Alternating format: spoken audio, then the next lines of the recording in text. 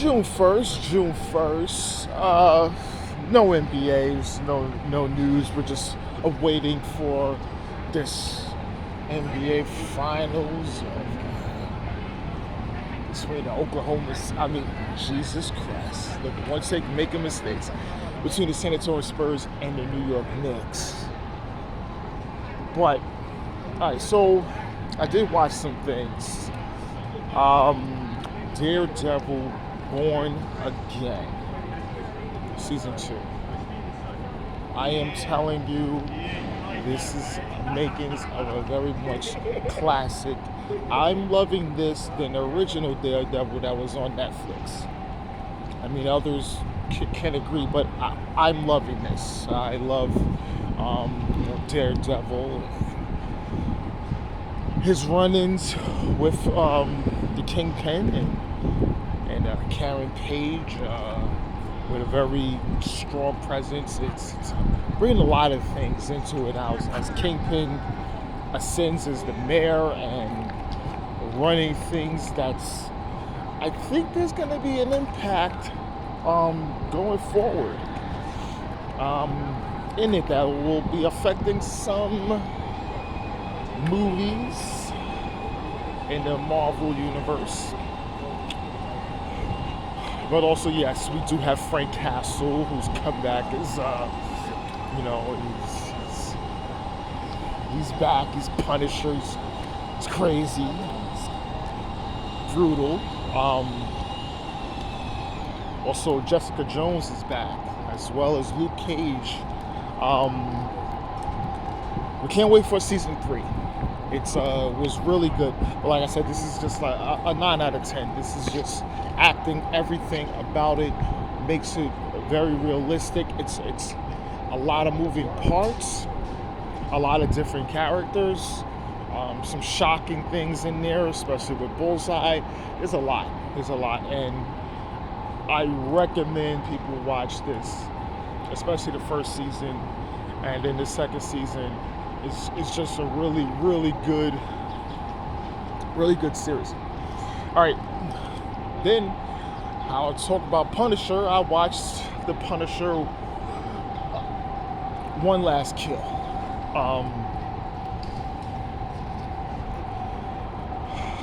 My guy John Barathol is one of the best actors out.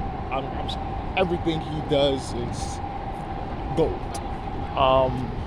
You know how I feel about his character, Shane on The Walking Dead. That is one of my all-time favorite characters, and almost everything he touches is gold.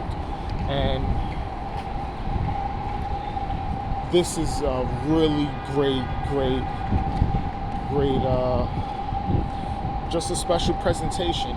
It's and they just gonna talk how he's going to be back, going through a lot of PTSD, a lot of trauma,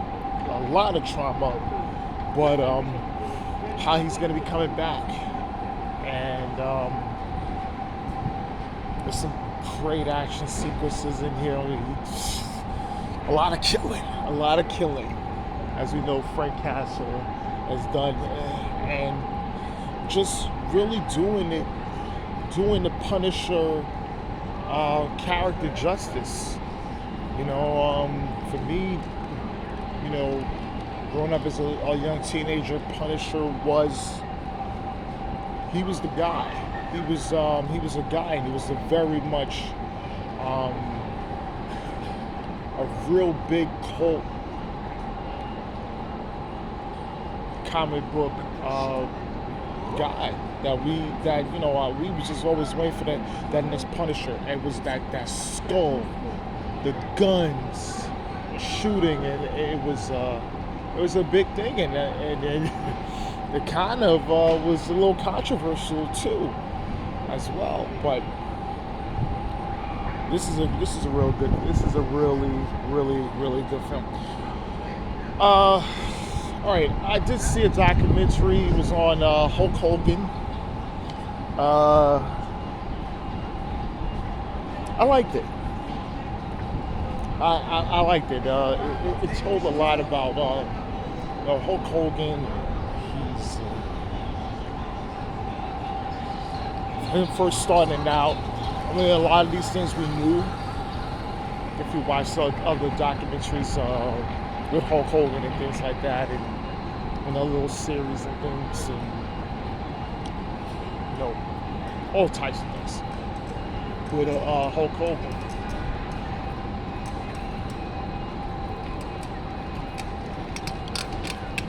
It also talks about Hulk Hogan's struggles and his struggles in his marriage, and also the real thing about it they don't get too much is that his daughter Brooke is not in it,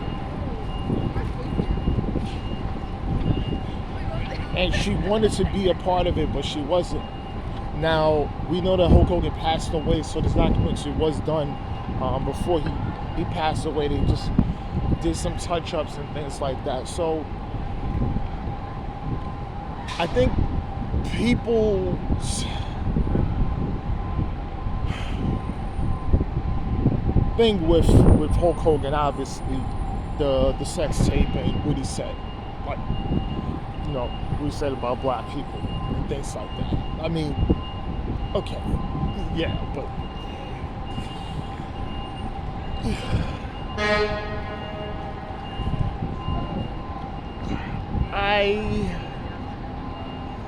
they didn't address that as much, and I think that's what a lot of people take away from it.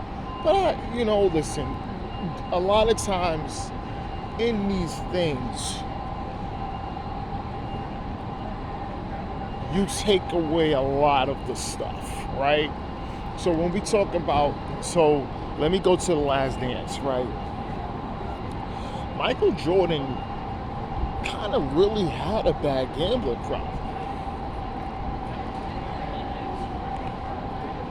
But that wasn't highlighted, right? So sometimes, when they do these documentaries, there's something that people really want to delve more into, but it wasn't that type of thing. Now, if someone else did it and he wasn't a part of it, obviously they could delve into that.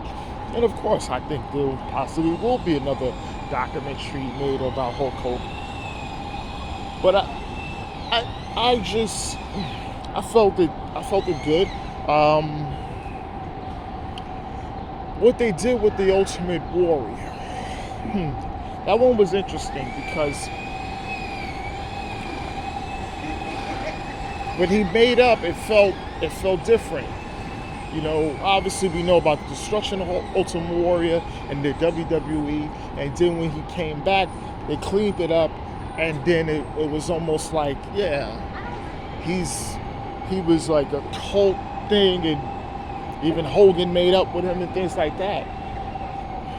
Then you kind of went back to that whole Ultimate Warrior thing, and also there's other things that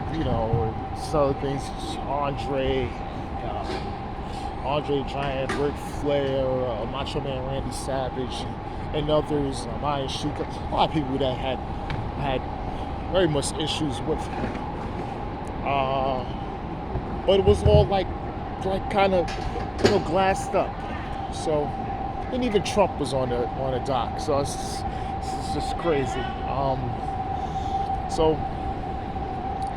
But I just, it was alright. It was alright and nice. I had no issues with it. Sometimes you don't get everything. But this is NBA One Takes Pretty Boy Laker, and I'm out.